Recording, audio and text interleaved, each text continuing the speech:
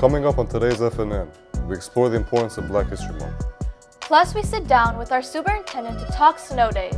And how a group of Falcon athletes will be staying together for 4 more years. Stay tuned for all that and more, because FNN starts now.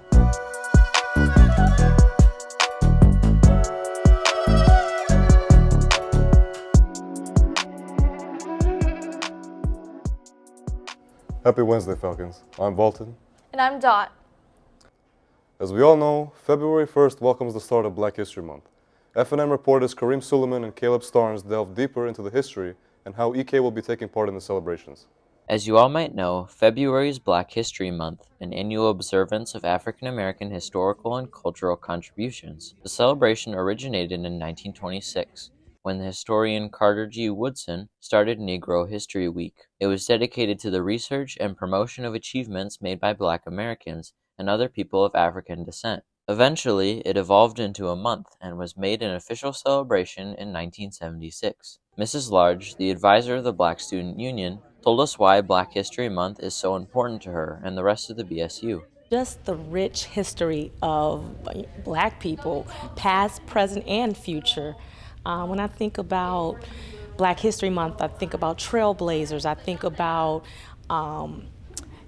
triumphs, as well as, a little bit of barriers we had to climb and are still climbing. So I think about the rich legacy of where we've been and where we're going.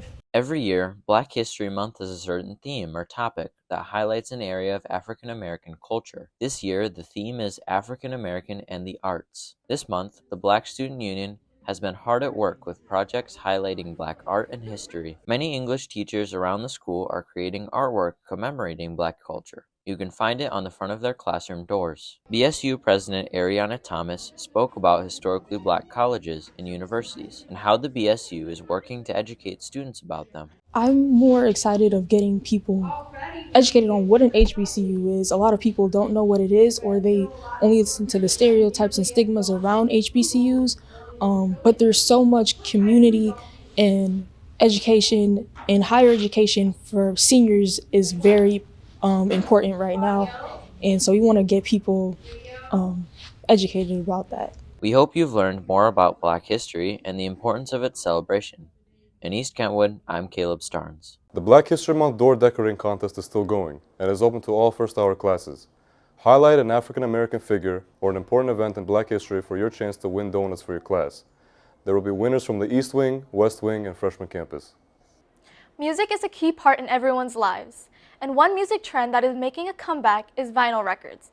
Last year, nearly 6 million new vinyl records were sold in the U.S., and now there is a new shop in Grand Rapids breaking into the music scene. Reporter Nua Hussain visited De La Soul Records to check out the grand opening of this very special record shop.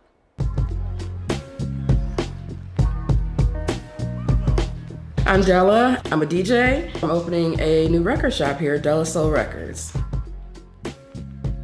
During COVID, I needed something to do, and I've always wanted to learn to DJ. I reached out to a couple folks. A good friend said, hey, I can teach you how to DJ.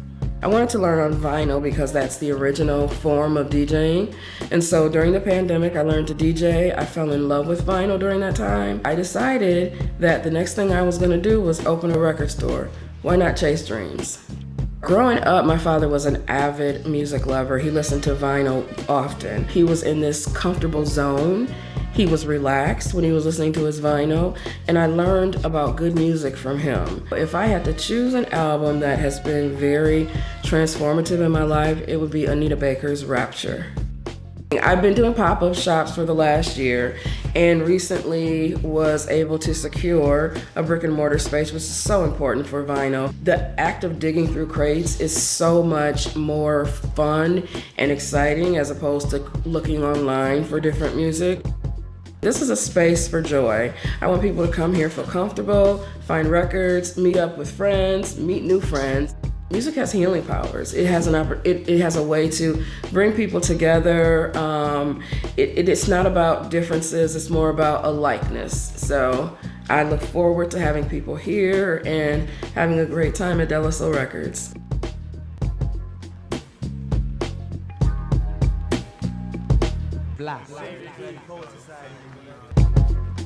You can check out De La Soul by visiting their store on Kalamazoo Avenue. Remember a couple weeks ago when it was way colder and way more snowy outside? Chances are you probably thought we should have had an extra snow day or two. Well, our own Tess Saldivar sat down with Superintendent Mr. Polston to figure out just how snow day decisions get made. Snow days occur once in a great while. Every student loves to stay home and sleep in with no schoolwork due. With concern for students and faculty, our superintendent, Mr. Polston, considers things like road conditions, visibility, and wind chill. The choice to close schools is not an easy one, and Mr. Polston tells us about the many factors that go into making the decision. Consider things like road conditions, visibility, wind chill, our school property conditions, where the parking lots are accessible, operations of our facilities like heat. We also want to make sure that our staff that are coming from other areas, we want to make sure that they can also get here safely as well. The week of January 8th through the 16th, we had our first 2 snow days that Wednesday and Friday. That Wednesday was the first real snow, and Friday was closed with concerns about the winter weather event. The next week was the snow day students hoped for, but Kentwood Public Schools stayed open. That Wednesday, January 17th. Mr. Polston talks about the controversy on the decision. It was cold on Wednesday, January 17th, but it was between -4 and -10 wind chill. Didn't quite meet that -20 threshold. In areas of our district and our neighborhoods and main roads, the roads by and large didn't have that heavy slushy snow that we had on January 10th. In some areas you could see pavement. Schools around the county make their decisions based on their areas. The committee focuses on Kentwood Public Schools from driving and taking into consideration temperatures. Mr. Polston talks about how other areas affect their decision. While we still experience similar weather conditions, their factors may be a little bit different. So a neighboring district like Caledonia has a significant amount of rural roads, especially in the southern part of their district. That has to factor in. They have unpaved roads. That has to factor in to their decision. Criteria must be met to call a snow day to keep students and faculty safe. At EK, I'm Tess Saldivar.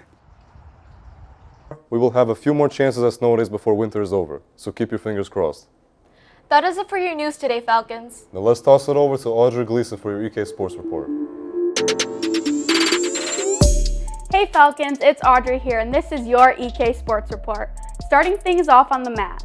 Our varsity boys wrestling took part in the OK Red Conference meet on Friday. Congratulations to Isaiah Hudnell for taking home first place at 113, which makes him all-conference.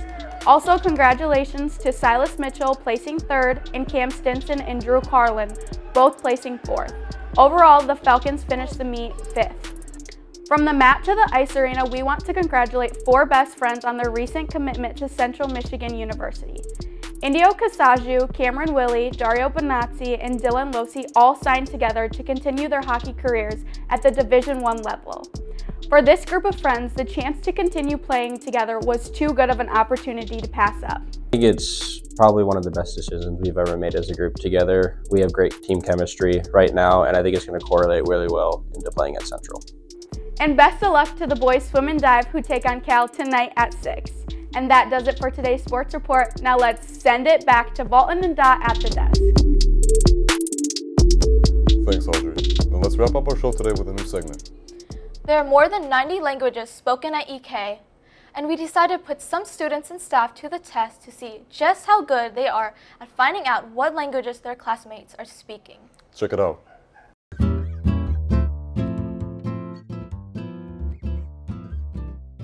Ganyalika.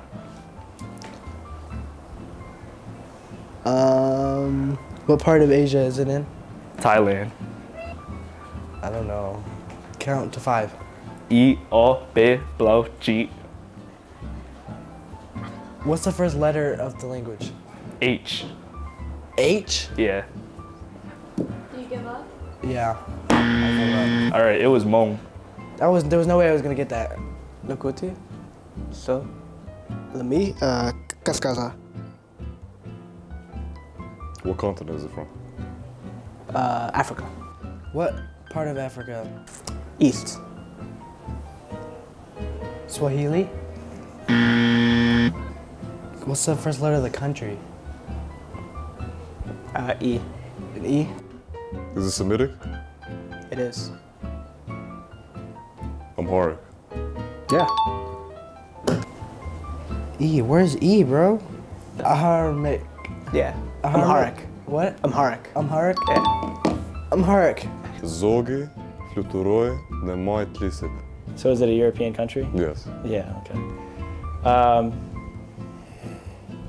Italian. No. Polish. No.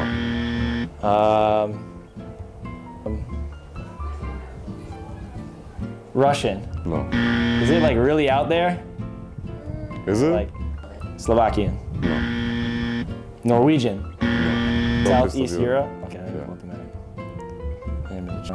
Oh, Albanian. Yeah. You know what? I You got honestly it. probably could have got that. You probably could have, man. Yeah.